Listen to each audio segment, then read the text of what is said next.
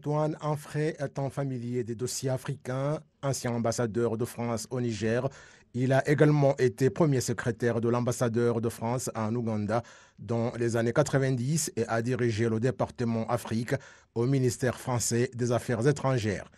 L'ambassadeur Anfray, de 58 ans, sait quelque chose sur ce qui s'est passé au Rwanda pendant le génocide perpétré contre les Tutsis en 1994, car son nom apparaît même dans le rapport du clerc qui le cite pour avoir alerté les autorités françaises de l'époque sur les risques de violence au Rwanda dans les années 1990.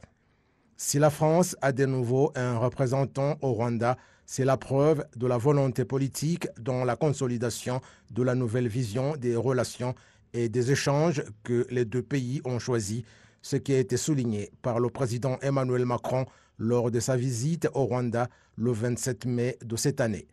Mais cette nouvelle relation que nous avons voulu, le président Kagame et moi, pour la France et pour le Rwanda, qui nous permet d'aller maintenant de l'avant, elle doit aussi se traduire par des gestes.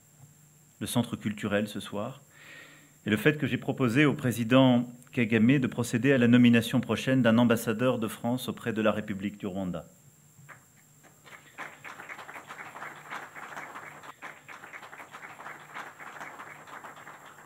Depuis 6 ans, le poste demeure vacant et la normalisation de nos relations ne pouvait s'envisager sans cette étape. Cette nomination sera soumise à l'agrément des autorités rwandaises et sa mission reposera sur la feuille de route que nous avons fixée ensemble aujourd'hui.